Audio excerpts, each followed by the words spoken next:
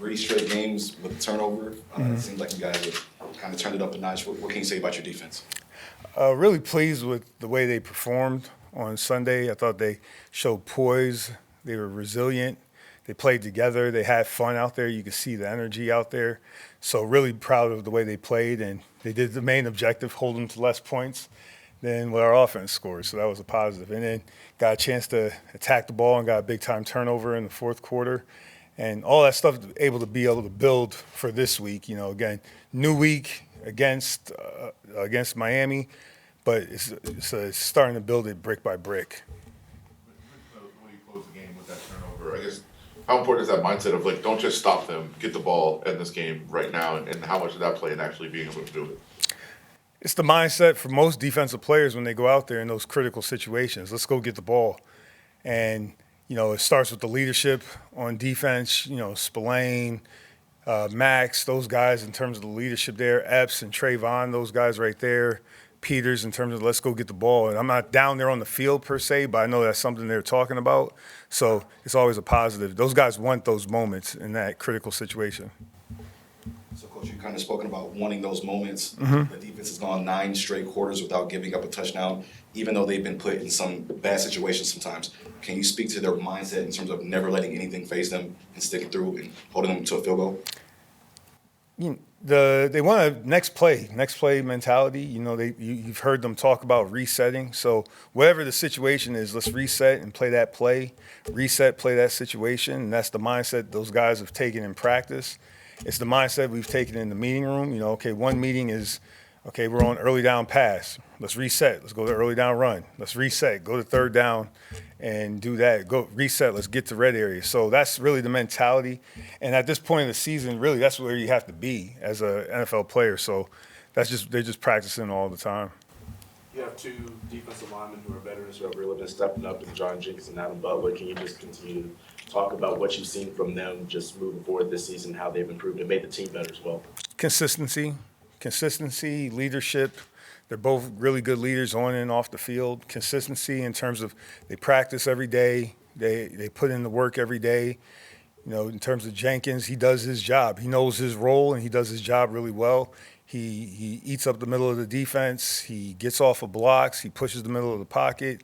And then in terms of AB does a good job of communicating with the pass rush, winning his one-on-one battle, and then also, you know, coordinating the rush. So it's all positives there in terms of their consistency and the execution of the game plan. I know Malcolm Kuntz last week got a sack when the quarterback fell down and he was just kind of in the area. To get the one that he got this time, it's been a long time since he got one of those. What have you seen from him, and where does he continue to improve?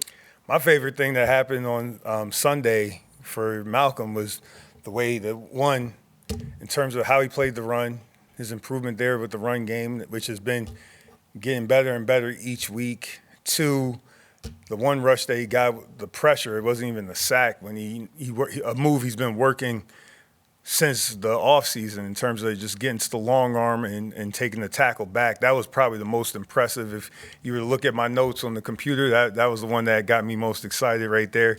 And the sack is just a byproduct of all the work he's put in. So for me, just excited for him. I know he's looking forward to the opportunity this week, you know, going against Miami, their O-line in terms of, you know, I know they have some moving parts, but, you know, they're pretty efficient in terms of running the ball, one of the top in the league.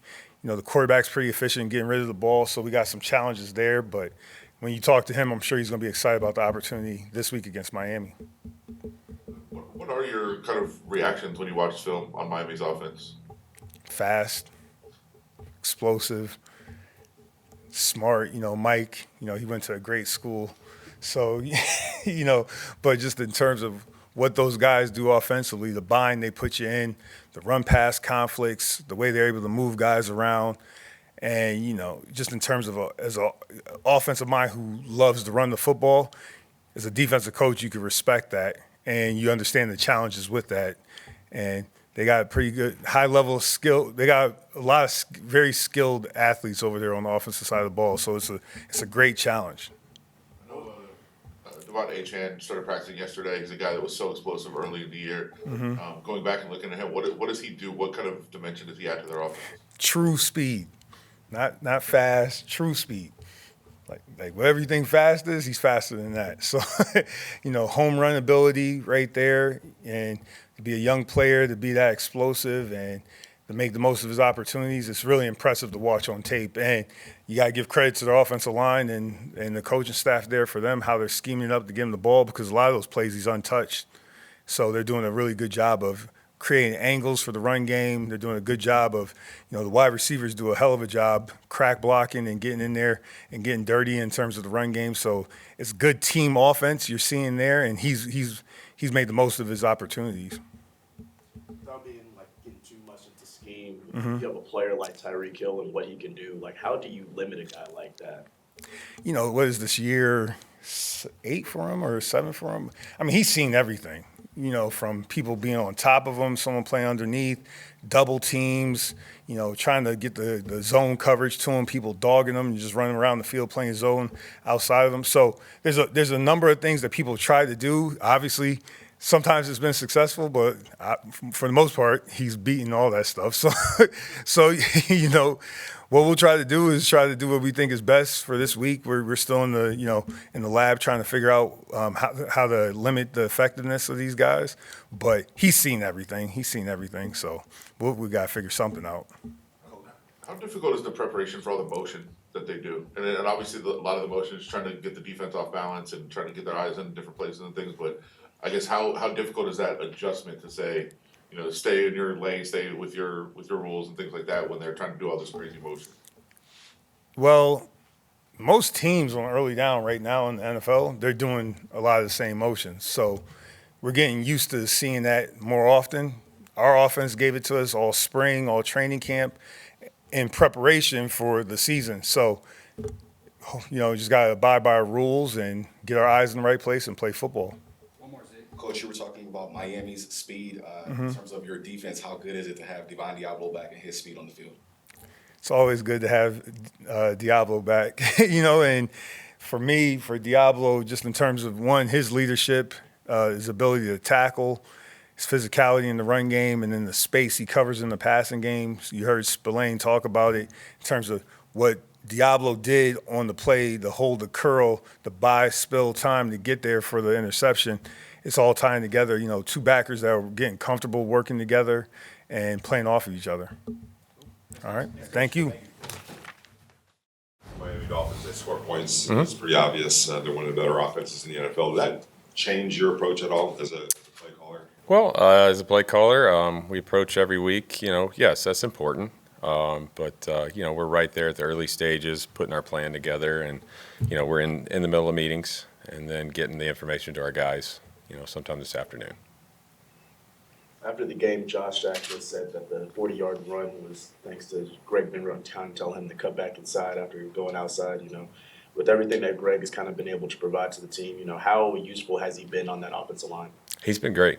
He has been. I've been very proud of him and the rest of the guys. They've been the core of what we've tried to instill, the physicality that we're trying to bring and the patience that they have. And, it was really exciting to see, once we got it going the other night in the run game, and it was a big play. Along those lines, you talked about, kind of the communication that you have with players about what they like to do. Now when you hear players communicating with players about, plays and how to execute things, is that the environment you're trying to foster? Yeah, that's what I think that's what it's all about. It's just constant communication. Even when the everything's going good or when you face adversity, that's the important thing, is you're always talking. Coach, you kind of spoke about how they reacted after facing adversity. Can you speak about what you saw in terms of the team's demeanor after Aiden's interception, after the fumble? It seems like they didn't miss a beat. Yeah, they're poised, poised. Still had confidence. They knew, and I was proud of them for that. And I told them I'll stay aggressive and I'll stay patient, though, as well, for them. 100 yards for running back is just kind of an arbitrary number that we've just picked as this threshold. But for Josh to finally get that for the run game, I guess, what does that do for their confidence, and how important was it to finally have that game this year? Yeah, that's great for everybody. I mean, that's where it starts. It starts every week up front, and those guys, and and that's everybody involved too. The offensive line, the tight ends, they played really physical. They did a really good job. Obviously, the halfback and the receivers too are very involved in the run game. So speaking to that point, Coach, I think Aiden's first 4 passes went to Devontae. How much did the success there, again, help out the running game because Devontae was already getting involved early? Yeah, it always does. It always goes, hand in hand. The run game, if you're a successful run game, it's going to help the pass game and vice versa. Coach Pierce talked about that fourth down play, just having a play that you guys really liked to be able to run and actually executing it in that situation. Is that a play you knew going into the week at some point you were going to be able to use and it was going to work whenever Absolutely. you might need it? Absolutely. I was saving it for a fun time. So it showed up, and like I said, I have the utmost confidence our guys. We were 5 for 5 in short yardage, whether it's third or fourth down, and they did a great job executing. I was very proud of them. I know we've talked a lot this year before you were in this role and after about Devontae's involvement and how much you want to give him the ball, how much you try to give him the ball. Mm-hmm. You get 90% of the intended air yards this week. Is that too much, or did you like the level that they were at? Hey, nothing's too much. I was happy with how we started the game, and just being patient though. And I think across the board, it's just the guys. They show a lot of poise. Because they know they're confident, they know they're good players, and we got good plan together, and it'll come to them. And we were playing a really good football team.